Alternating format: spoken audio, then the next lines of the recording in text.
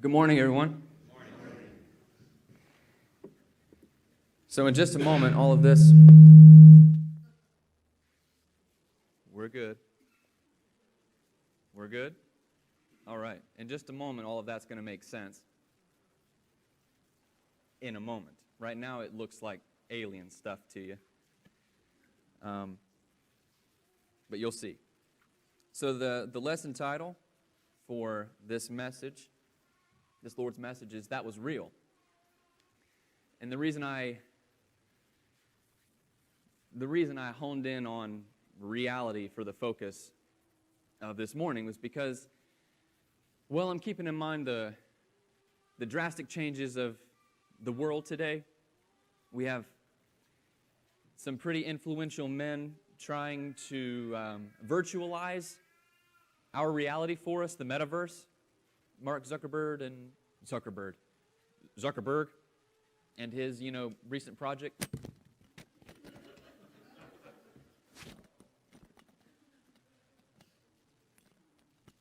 I'm just going to hold this.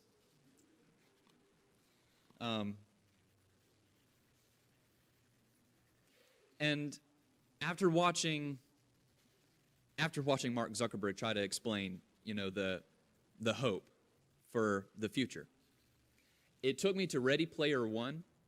I don't know if anybody's familiar with that movie. It was a book, but it was all based on the main character identifying that the impact of reality means more than anything you could uncover in a virtual landscape, and that relationships with your fellow man, being in the world as it was created to be, is far more significant and will always carry a greater impact.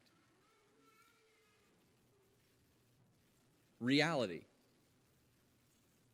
What's real, according to Oxford Dictionary, is what is genuine, what is authentic, what is settled in fact, that which can be observed.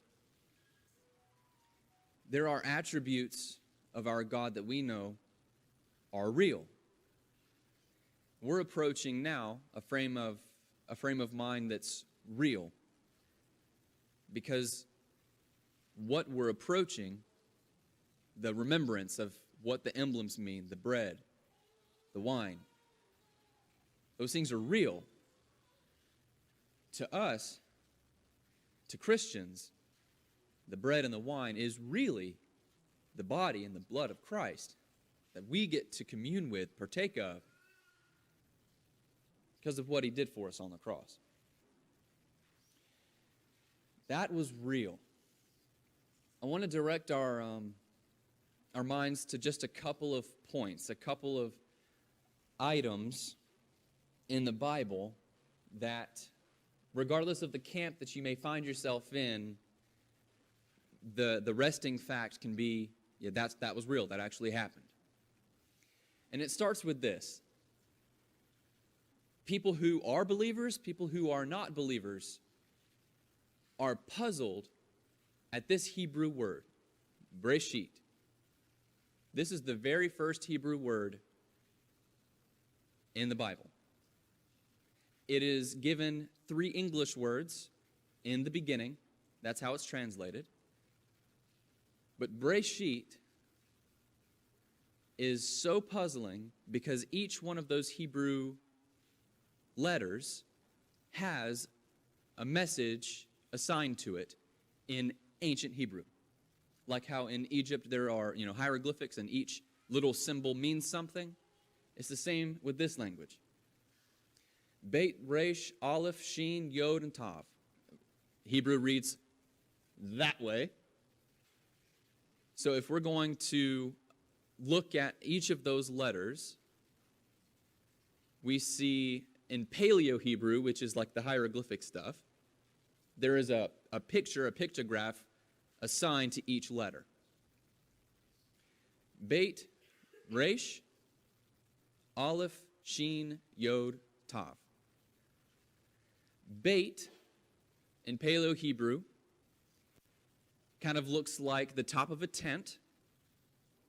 Resh, which is down here, is similar to a bait. It looks similar to a bait. The angle's a little different.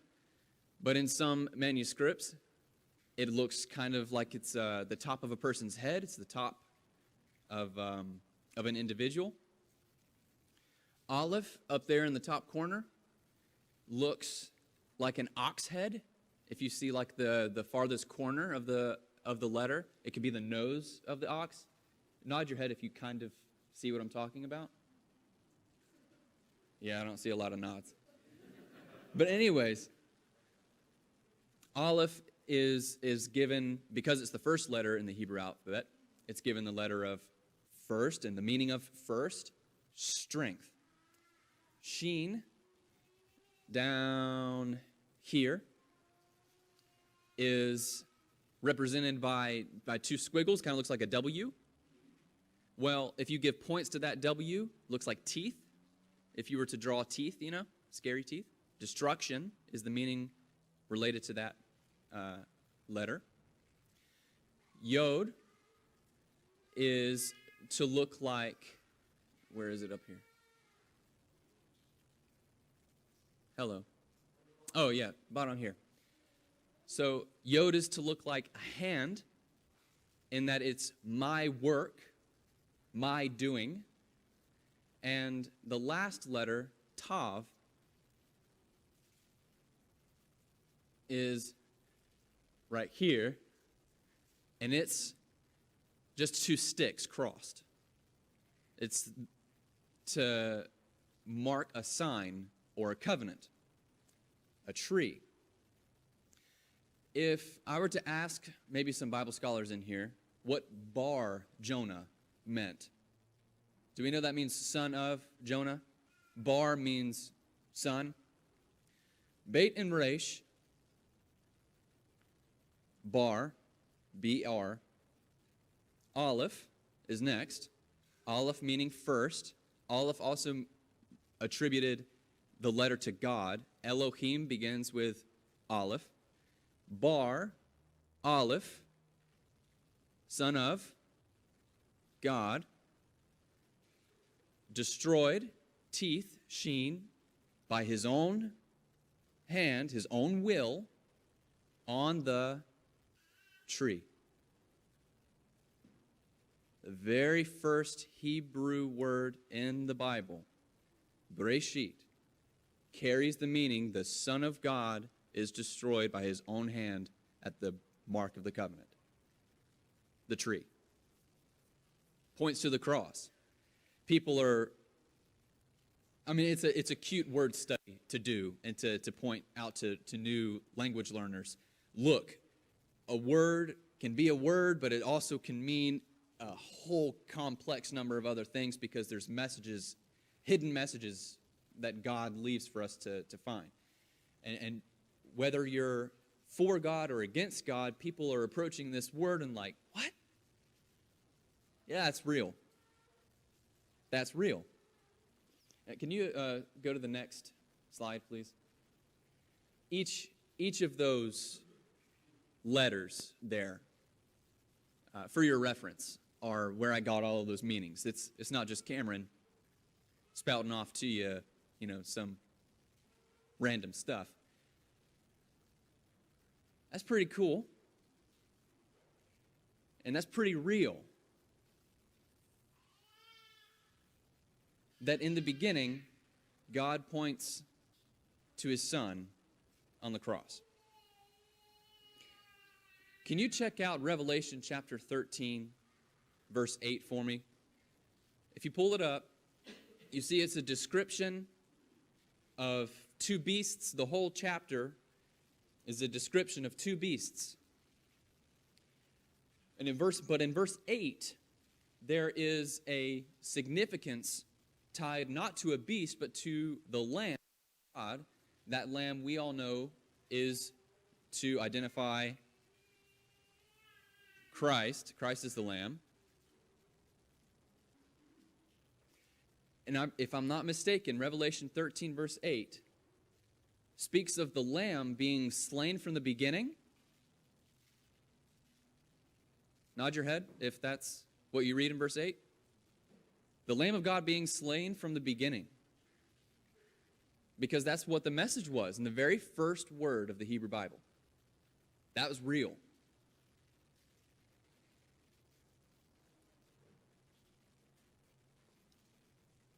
Psalm 22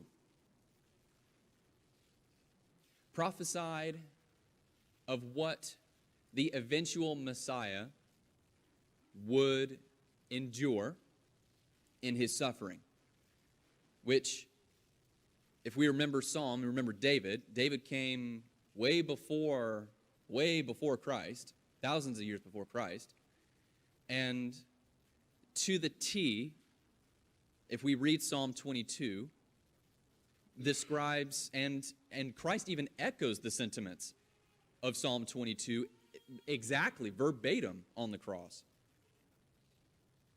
And so my takeaway, I'm stepping back and I'm looking at the lines drawn from the very beginning to the very end to what in the world? This is real. It's not some cool virtual project that's supposed to,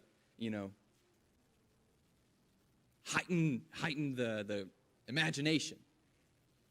It's God in his complexity trying to communicate, look, I've designed this from the very beginning.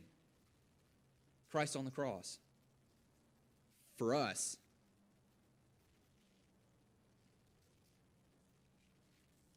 If you would turn to Matthew chapter 26.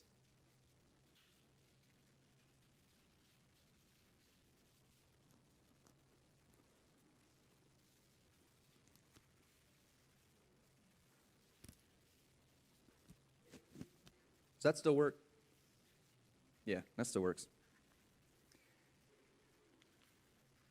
Another item in the Bible that both people for and against what the message of the Bible is supposed to mean still approach this known fact that's real. The tomb was empty. The tomb was empty after Christ did what he did on the cross. Matthew chapter 26. 28. Sorry about that.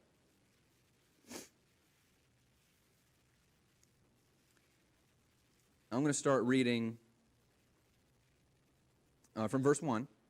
Now, after the Sabbath, as it began to dawn toward the first day of the week, Mary Magdalene and the other Mary came to look at the grave. And behold, a severe earthquake had occurred. For an angel of the Lord descended from heaven and came and rolled away the stone and sat upon it. Now, brief pause. Who's the stone put there by? Was it the Jews to make it look good? And that Christ was tucked away? Or was it the Roman guards trying to seal off this dude that they knew people were going to try to come and get? The latter. The Roman guards were the ones who put this stone in front of Jesus' tomb. Continuing on. Let's see. Verse 3. And his appearance was like lightning, this angel was like lightning, and his clothing as white as snow. The guards shook for fear of him and became like dead men. Guards there representing the Romans. The angel said to the women, "Do not be afraid, for I know that you are looking for Jesus who has been crucified. He is not here, for he is risen, just as he said. Come, see the place where he was lying. Go quickly and tell his disciples that he was risen from the dead, and behold, he is going ahead of you into Galilee. There you will see him. Behold, I have told you." And they left the tomb quickly with fear and great joy and ran to report it to his disciples. And behold, Jesus met them there and greeted them. And they came up and took hold of his feet and worshipped him. And Jesus said to them, "Do not be afraid. Go and take word to my brethren to leave for Galilee, and There they will see me. Now, while they were on their way, some of the guard came into the city and reported to the chief priests all that had happened. And they were just, the chief priests, they were just so happy to hear that their efforts at sealing away a man in a tomb with a rock failed spectacularly. Verse 12, when they had assembled with the elders and consulted together, they gave a large sum of money to the soldiers, to the guards who were supposed to be there to keep the man inside the tomb, and said, you are to say, his disciples came by night and stole him away while we were asleep. And if this should come to the governor's ears, we will win him over and keep you out of trouble. Because what do we know would happen to a guard if he were to fail at his duty? Death, punishment. Now, okay, it's an excuse, right, to give to the public to explain away what? The reality still that the tomb was empty. Whether people are skeptics or not, that was real. Jesus died, his physical body was sealed away, and then it was not there in that sealed away tomb after 3 days.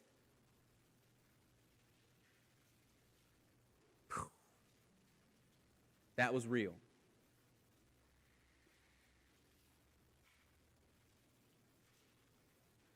In Matthew chapter 26, going back there now,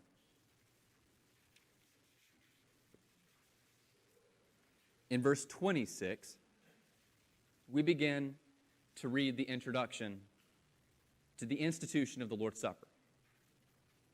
Now, a different kind of reality would be setting in on the men present at this supper.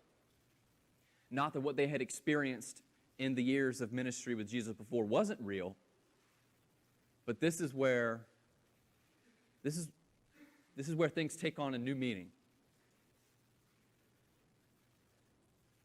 While they were eating, Jesus took some bread, and after a blessing, he broke it and gave it to the disciples and said, take, eat, this is my body. And when he had taken a cup and given thanks, he gave it to them, saying, drink from it, all of you, for this is my blood of the covenant, which is poured out for many for forgiveness of sins.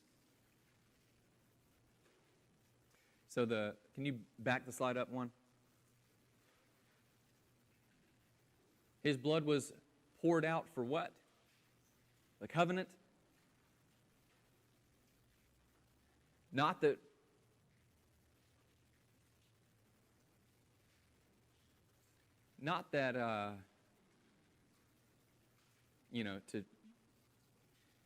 to be a party trick. But God lays this out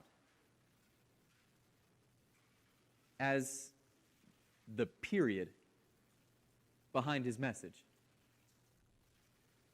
Yeah, I did what I said I was going to do. I sent my son to die for you. Period. And this is it. But I say to you, I will not drink of this fruit of the vine from now on until that day when I drink it new with you in my Father's kingdom.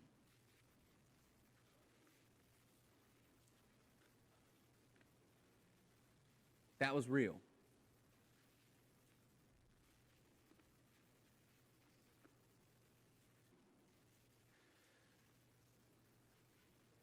To some people, this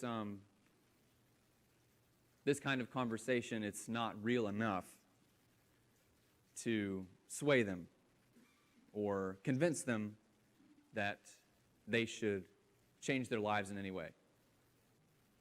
And that this is all just, it's cool presentation.